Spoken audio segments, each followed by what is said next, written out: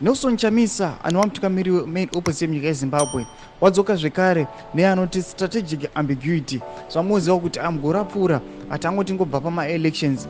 Nelson Chamisa atira zvestrategic ambiguity nyange nekutanga kwegore rinori achiti ndo strategy yachashandisa kuconfusa kana kurasisa vanhu ve-the regime kana kuti vanhu vanomuopoza iye. Sandapinda mashoko abuda taura muzara nhasi pamusoro pestrategic ambiguity. Not bo subscribe or like or turn on the bell icon.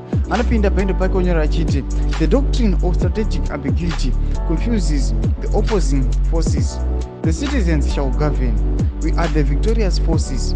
One people, one nation, one vision. Hashtag for everyone. Hashtag what is in it. Taona panapa Nelson Chamisa ari kuti haasi kukanganwa strategic ambiguity yake yakataura kunyange gore richitanga achiti aiwa toda kuvaconfusa vakomana the ruling party. Samamuziva kuti izvezvi Nelson Chamisa munombomunzwa chimonyambotaura kana kumboonekera kana kumamoves ake vanhu havasi kumaziva vasitomboziva kuti next step yaNelson Chamisa ndeipi.